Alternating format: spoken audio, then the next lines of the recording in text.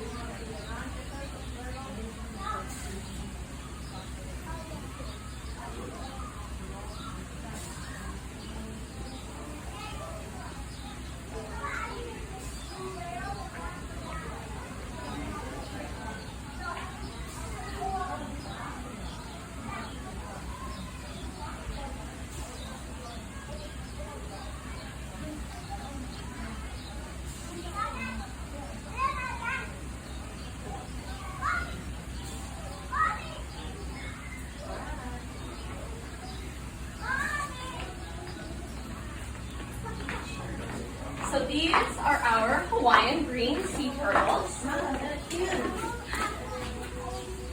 And they are part of their own separate program than the ones that we have at the Marine Institute. These are part of a breeding and release program. So we get them as hatchlings from Sea Life Park over on Oahu.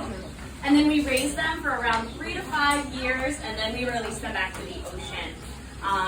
We don't have to worry about them losing their instincts either while they're under our care, because turtles receive no parental care out in the wild.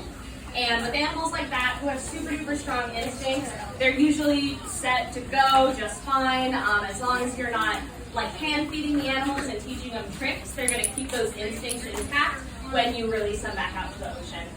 Right now, these guys are 3.5 years old. They have their 3rd birthday on July 1st, and they did get a birthday cake. It was a cake made of vegetables, but it was a cake nonetheless. And these guys actually eat more than any of the other animals we have here at the Ocean Center.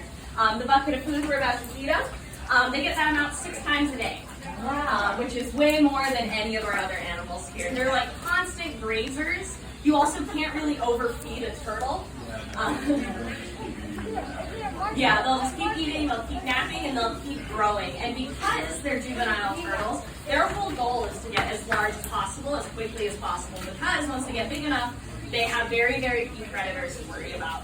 Right now, they're between 40 and 60 pounds, but once they do reach their fully grown adult size, they'll be around 400 pounds and 4 feet wide, around the size of like a hula hoop. So if you think these guys are big now, just wait until they're fully grown. They will be absolutely massive. Why are there stories of surfers being taken out by turtles? Yeah, they can really knock some sense into you sometimes. While they're still juveniles, we actually have no way to tell the difference between male and females. With adult turtles, you're going to look at the length of their tail. Males are going to have a long tail that extends past the hind flippers, and females are going to have a short and stubby tail, similar to the juveniles we have here. But if you hear me saying he or she for these guys in front of us, just know that that's my personal guess. I'm not going to know for at least another 12 years. That's around when they reach adulthood, is between the ages of 15 and 25 years old. These guys have fairly long lifespans as well. They live around 80 years, but there's very little data that we have to go off of that. We pretty much just look at necropsies from turtles that have washed up and age them based on that data. But there's not a lot of data there, so we could eventually find a turtle that's 120 years old and just throws all of the other previous estimates out the window. Wow. Yeah, wow. When they're older, they only have one natural predator here in Hawaii besides humans that can eat them, and that is the tiger shark. It's the only species with a jaw strong enough to bite through an adult sea turtle shell. However, when they're young, they've got a lot of predators to worry about. It's one of the main reasons that we have this program, is because sea turtles have such a high mortality rate when they're hatchlings.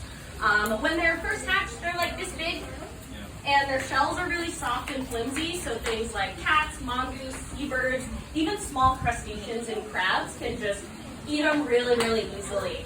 There is a bit of safety in numbers. When they are all hatching from that nest, there's going to be like 150 of them walking from the beach to the ocean together. So hopefully a couple of them are able to make it at those times. But still, the majority of them are definitely getting eaten. About 1 in 1,000 make it to adulthood, which is a pretty low number. However, with these guys in here that we raised for the first couple of years, past that vulnerable stage, 9 in 10 of these guys make it the rest of the way to adulthood. So we drastically increase the odds for these animals.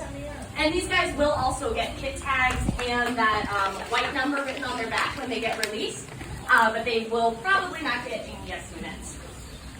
So they have letters on it now that just you try to burn out. Exactly, yeah. So while they're under our care, we want to be able to tell the difference between the 4 of them really quickly because we want to monitor their feeding behavior. We want to monitor how large they're growing. We actually take them out of this exhibit about once a month in order to scrub their shells clean and weigh them and measure them and all those things. Yeah, you got a question? Did you know that a whale can be as wide as a school bus? Yeah, the whale shark. They can be pretty big. And a whale shark is what? They can also be as bigger than a Nice. Yeah, they can be really big. All right, I'm going to keep talking about sea turtles over here, but if you have more questions or any other things you want to talk about, we can talk later, all right? Go. Now, sea turtles are the only reptiles native to the Hawaiian Islands. All other reptiles that you're going to see here, so all the little geckos, lizards, chameleons that hang out up country, those are all introduced species brought over here by humans. These are the only guys that made it here all on their own, and they most likely actually just swam here from another continent. And that was not an easy feat. We were around 2,400 miles away from California, which is the closest continental landmass, which means they had to swim at least that far in order to get here. Crossing the open ocean is pretty tough to do, too. Turtles have been here for much longer than any humans ever have. Definitely deserve to stick around for at least a couple more generations. Do you guys have any questions?